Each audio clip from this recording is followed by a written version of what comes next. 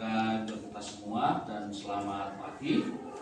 Sebelum kita mulai perkuliahan pada pagi hari ini, agar perkuliahan membawa manfaat dan mendapatkan berkah ilmu, mari bersama-sama berdoa menurut agama dan keyakinan kita masing-masing.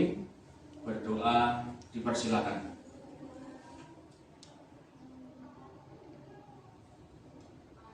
Selesai? Nah, sebelum dimulainya perkuliahan ini, perlu saya kenalkan, saya Joko Mardianto, sarjana hukum, magister hukum, oleh Universitas Boyolali diberikan tugas untuk mengajar pengantar ilmu hukum yang beban mengajarnya ada 4 SKS. Para mahasiswa yang saya cintai, ini kali pertama kita mengadakan kuliah tatap muka. Jadi kita sama-sama berharap pandemi COVID-19 ini segera berakhir sehingga proses belajar mengajar menjadikan lancar. Nah, pada perkuliahan pagi hari ini kita akan membahas tentang fungsi dan penegakan hukum. Sebelum kita membahas materi perkuliahan, perlu saya sampaikan terlebih dahulu mengenai sistem pembelajaran yang akan saya sampaikan. Yang pertama, tahap awal, nanti kita persiapkan silabus atau rencana pembelajaran yang tersistem. Lalu ada RPS, rencana pembelajaran semester, dan capaian kuliah dalam 1 semester. Metode pembelajaran yang akan kita sampaikan yang pertama adalah ceramah, diskusi, pembahasan masalah baru tentang perkembangan hukum yang berkaitan dengan pengantar ilmu hukum. Yang ketiga, berkaitan dengan penilaian, itu meliputi presensi, lalu aktivitas dan kreasi mahasiswa, ujian dan tugas.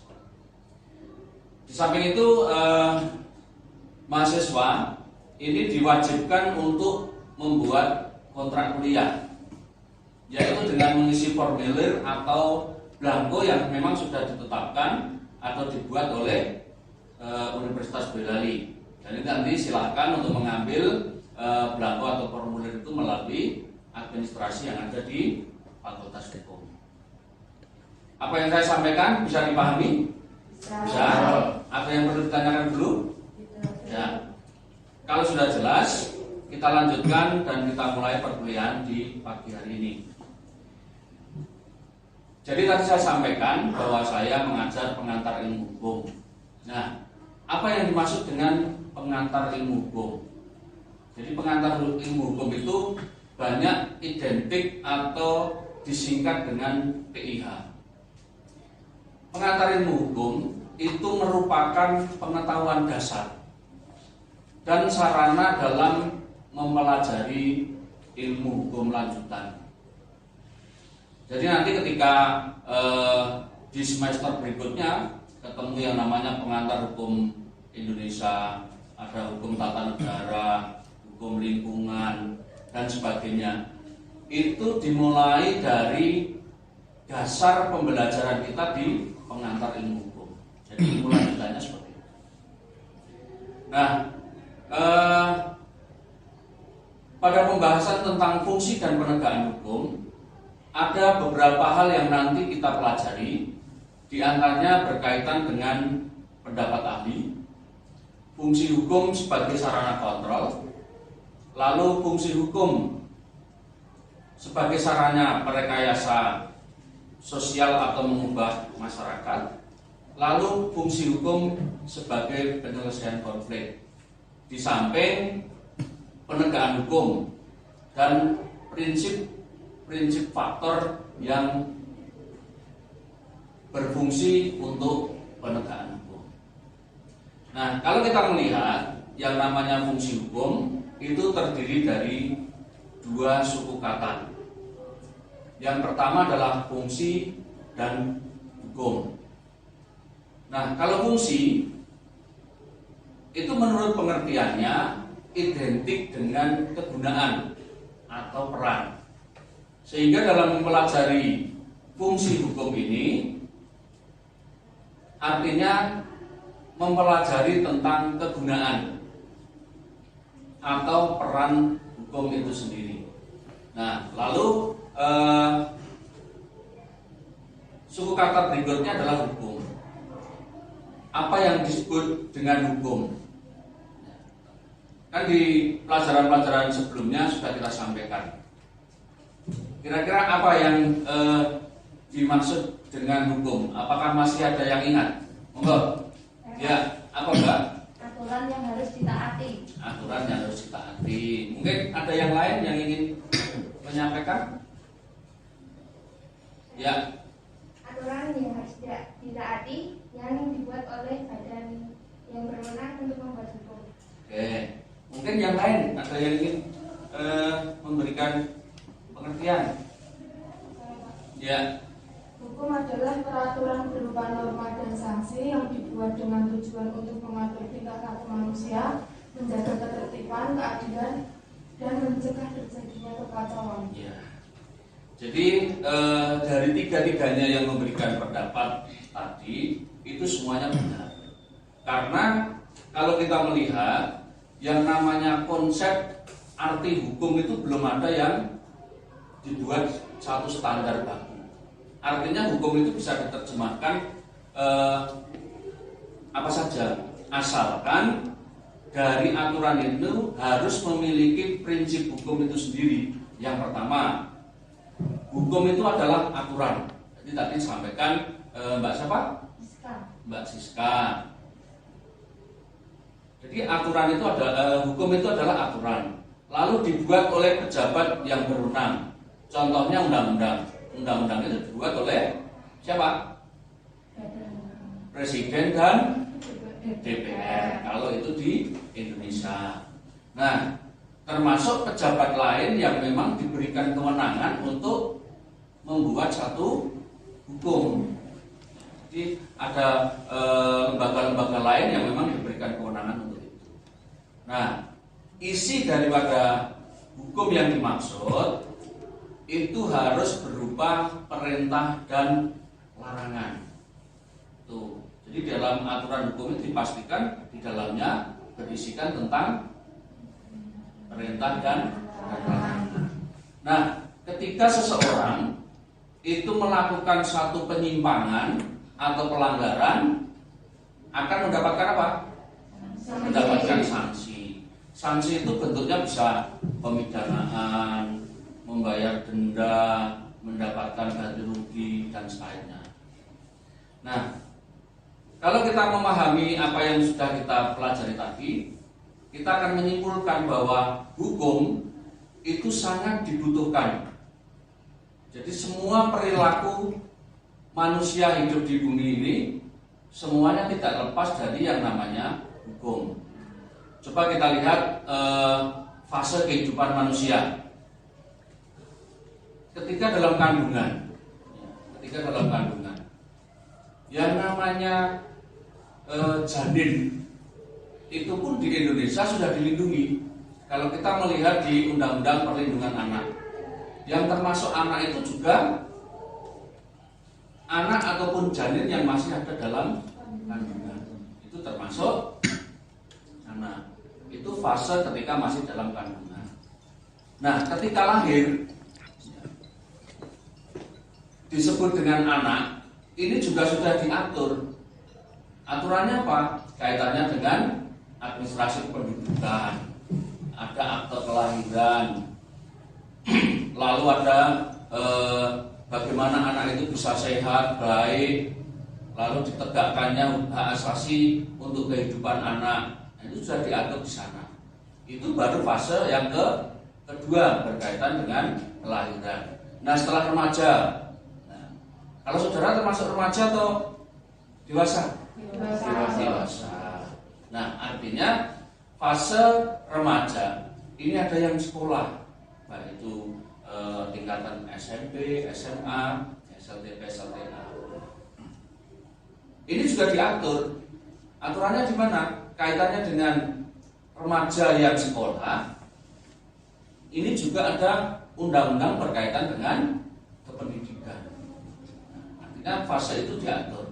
Nah, ketika dewasa, kuliah itu juga diatur, ada ketentuan-ketentuannya. Nah, kalau sudah dewasa, ini ada yang namanya keinginan untuk menikah, diatur dengan undang-undang perkawinan. Nah, lalu kehidupan berikutnya berkaitan berhubungan antara masyarakat, perorangan, dan negara. Jadi ada yang membutuhkan kaitannya dengan surat menyurat, lalu ada proses-proses perilaku hukum yang lain, jual beli, ada yang melakukan tindak pidana dan sebagainya.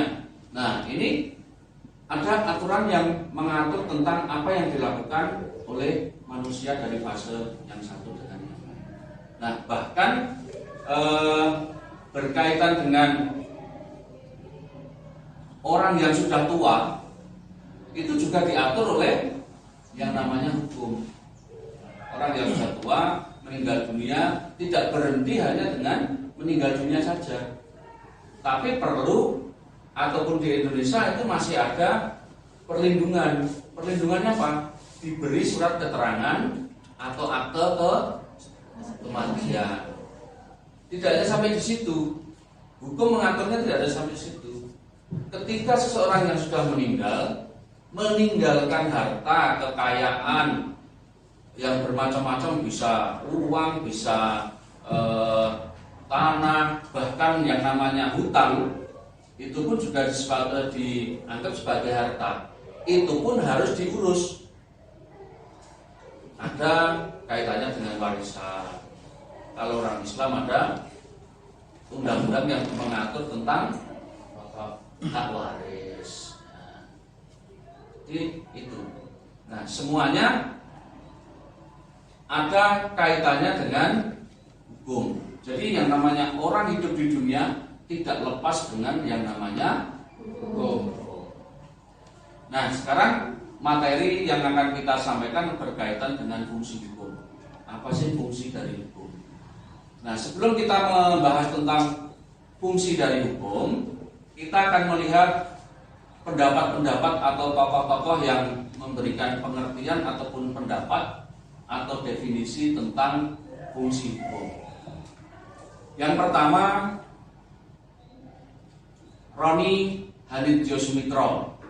Jadi mendefinisikan fungsi hukum itu untuk menjaga stabilitas dan kepastian. Lalu ada Darji Darmodiharjo dan Siddhartha. Ini memberikan definisi fungsi hukum. Yang pertama sebagai sistem kontrol sosial. Yang kedua sebagai sarana penyelesaian konflik atau dispute settlement. Yang ketiga, Siddhartha juga memberikan definisi fungsi hukum sebagai upaya memperbaiki masyarakat atau mengubah masyarakat yang disebut dengan social engineering. Lalu fungsi hukum, kalau kita melihat sesuai dengan sarana ataupun sebagai social control, ini bertujuan untuk membatasi tingkah laku yang menyimpang. Jadi adanya hukum berkaitan dengan perilaku dalam masyarakat diharapkan ini sebagai pembatas tingkah laku daripada manusia dan manusia yang lain dan terhadap kepentingan negara atau kepentingan yang lainnya. Lalu fungsi hukum berkaitan dengan sarana sosial kontrol, penjatuhan daripada berat ringannya suatu sanksi itu tergantung pada penyimpangan pada kontrol sosial si pelakunya. Jadi ketika melakukan penyimpangan berat akan ada sanksi yang lebih Kalau ringan juga akan lebih ringan. Nah, fungsi sarana sosial kontrol ini hukum juga tidak akan memberikan sanksi bila mana tidak ada penyimpangan hukum. Jadi kalau orang yang tidak bersalah tidak boleh dipidanakan, tidak boleh diberi sanksi. Nah, berikutnya fungsi hukum sebagai sarana perekayasa sosial atau mengubah masyarakat. Nah, fungsi ini dilakukan untuk menciptakan kaitannya dengan perubahan dalam masyarakat. Nah, harapannya masyarakat itu diatur agar lebih sempurna atau terencana. Pengaturan masyarakat ini juga disesuaikan dengan perkembangan zaman. Jadi aturan hukum yang ada sekarang ini mungkin saja di 5 tahun atau 10 tahun lagi tidak berlaku. Karena apa? Perkembangannya juga berbeda. Tuh. Nah, lalu untuk menciptakan analisa adanya hukum itu akan lebih baik atau justru memperburuk. Jadi hukum itu bisa saja memperburuk suatu keadaan kalau memang isi itu tidak sesuai dengan yang diharapkan oleh masyarakat. Akan tetapi bisa juga hukum akan membawa arah yang baik terhadap perkembangan perilaku manusia ataupun kegiatan kenegaraan ataupun pemerintahan ketika memang undang-undang itu ataupun aturan itu memang dibuat dengan baik sesuai dengan kebutuhan masyarakat. Lalu fungsi hukum juga sebagai sarana untuk pengukuran terhadap efek-efek aturan yang sudah ada. Jadi perkembangan manusia ketika hukum itu memang sudah ada tetapi tidak bisa mengayomi atau tidak bisa sesuai dengan keadaan zaman, maka perlu dilakukan satu perubahan-perubahan. Perubahan dimaksudkan diharapkan hukum ini bisa mengakomodasi apa yang menjadi keinginan dari masyarakat, sehingga nanti hukum itu akan sempurna, bisa dijalankan dengan baik sesuai dengan keinginan masyarakat. Harapan yang terakhir adalah adanya keadilan dan kesejahteraan bagi masyarakat. Tuh. Lalu fungsi hukum juga berguna sebagai sarana penyelesaian konflik. Jadi permasalahan yang timbul di dalam masyarakat itu juga bisa diselesaikan dengan yang namanya hukum. Fungsinya apa? Fungsinya sebagai pengendali. Jadi hukum ada itu diciptakan untuk pengendalian sosial masyarakat. Lalu hukum juga digunakan ketika ada konflik sebagai penganalisa kepentingan, baik itu kepentingan yang sifatnya dasar ataupun kepentingan yang memang sudah diatur oleh aturan hukum yang sudah berlaku.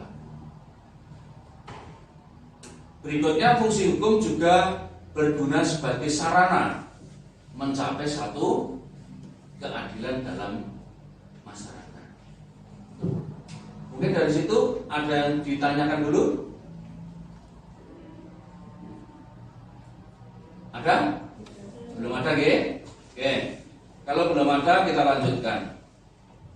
Setelah kita mempelajari tentang fungsi hukum, lalu kita berpikir bagaimana fungsi hukum itu bisa berjalan dengan baik, maka diperlukan yang namanya penegakan hukum. Ini diperlukan adanya penegakan hukum. Fungsi hukum itu tidak akan maksimal apabila tidak ada upaya keseriusan dalam penegakan hukum. Nah, tujuan adanya penegakan hukum itu yang pertama adalah menciptakan kesadaran berperilaku. Yang kedua, membentuk sikap dan nilai yang memberikan pengaruh positif maupun pengaruh negatif. Kenapa pengaruh dua ini juga dimunculkan? Tidak hanya berpengaruh pada positif saja, karena hukum juga akan melihat pemberlakuan hukum itu sudah sesuai dengan keinginan masyarakat atau belum, sehingga ada nilai positif dan nilai negatifnya. Nah, tujuan adanya penegakan hukum itu juga untuk menghubungkan antara peraturan hukum dengan tingkah laku dalam masyarakat. Nah, masyarakat memiliki pergaulan, memiliki kehidupan, memiliki suatu kebiasaan. Nah, dari kebiasaan, pergaulan, dan adat yang dimiliki, ini harus diatur. Nah, pengaturannya sudah ada, hukumnya sudah ada. Nah, ketika tidak ditegakkan, maka akan menjadi satu kerancuan, sehingga hukum akan menjadi tidak berfungsi. Lalu agar penegakan hukum bisa dimaksimalkan, ini harus memiliki 4 unsur. Nah, ini tidak bisa ditawar, 4 unsur itu wajib ada, karena ini sifatnya adalah wajib. Yang pertama, adanya kemauan hukum. Jadi di dalam hukum yang sudah dibuat, ini harus mempunyai tujuan dan janji daripada hukum itu sendiri atau aturan itu sendiri, itu harus sesuai dengan kemauan pembuat, kemauan negara, dan kemauan masyarakat. Nah, ketika ini sudah tercapai, maka hukum itu bisa dijalankan. Lalu penegakan hukum itu bisa dilakukan apabila ada tindakan para penegak hukum. Jadi adanya tadi peristiwa hukum, adanya hubungan hukum di dalam masyarakat. Kalau penegak hukumnya itu tidak melakukan penegakan hukum, maka juga tidak akan berfungsi hukum itu sendiri. Karena apa? Semaunya sendiri. Lalu ada struktur penegakan hukum. Jadi ini pengaturan tentang birokrasi. Birokrasi kaitannya dengan penegak hukum. Jadi mempunyai tahapan-tahapan ataupun mempunyai struktur antara penegak hukum yang utama sampai dengan yang terakhir. Contohnya dari yang ada di pusat seperti kepolisian sampai dengan di tingkat Polda, di tingkat Polres, Polresta sampai dengan di Polsek. Jadi ada struktur penegakan hukum yang kuat dari atas sampai ke bawah. Lalu yang tidak kalah pentingnya, penegakan hukum itu bisa terjadi ketika masyarakat ini mempunyai keinginan kuat untuk tidak menyimpang terhadap yang namanya aturan hukum. Dari situ saya lanjutkan, atau masih ada yang kurang jelas atau ada pertanyaan, monggo.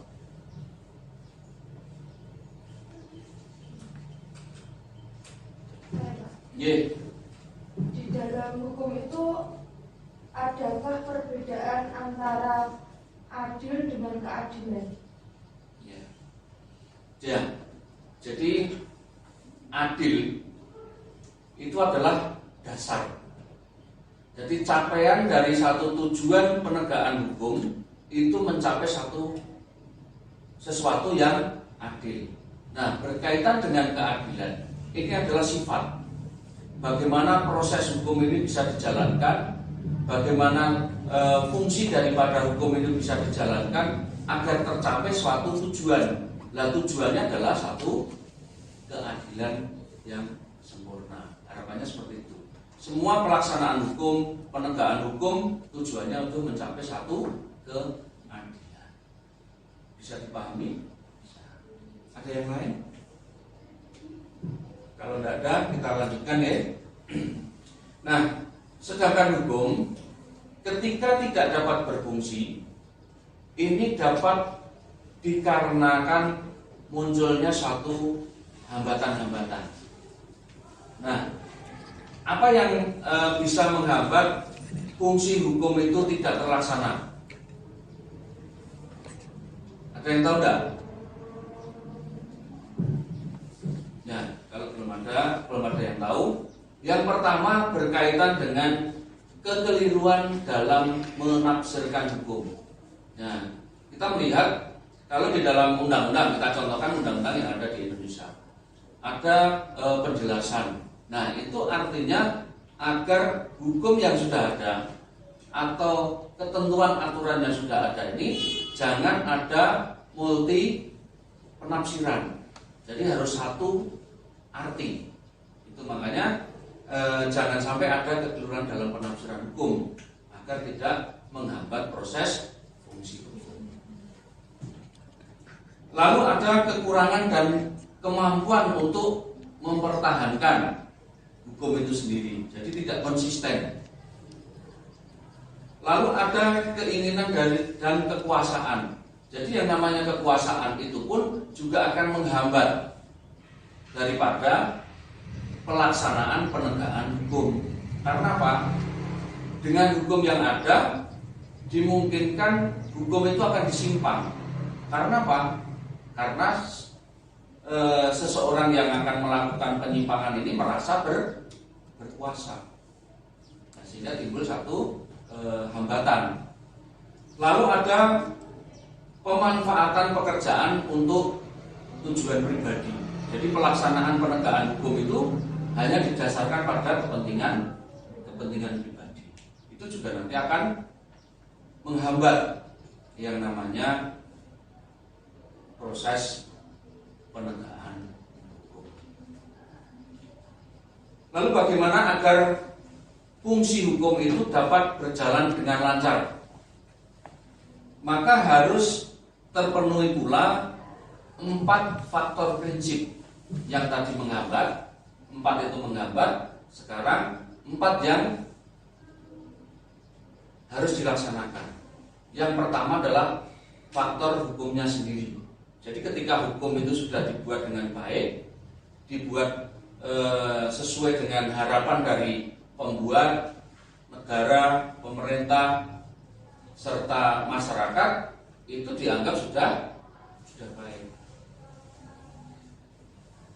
Lalu petugas yang menegakkan atau menerapkan hukum, nah, ini harus ditegakkan secara tegas tanpa harus melihat siapa yang melakukan penyimpangan secara adil. Lalu adanya fasilitas. Nah, fasilitas ini diharapkan nanti dapat mendukung daripada pelaksanaan fungsi dan kaitan hukum itu sendiri. Lalu warga masyarakat di dalam ruang lingkup pelaksanaan peraturan yang mengatur tentang kegiatan manusia itu sendiri.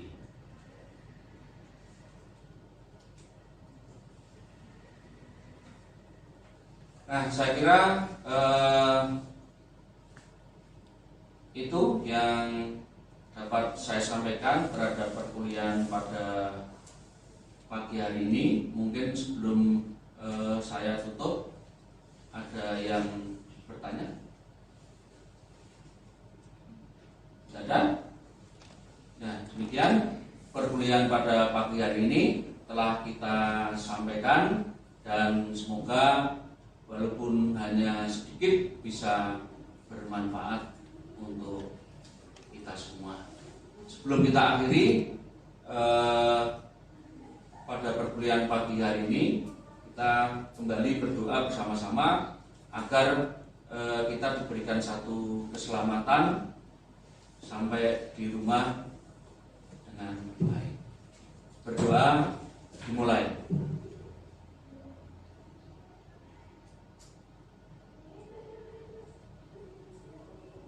Selesai. Terima kasih. Semoga pertemuan ini membawa manfaat. Sekali lagi terima kasih dan selamat pagi. Akhirul kalam, wassalamualaikum warahmatullahi wabarakatuh. Waalaikumsalam.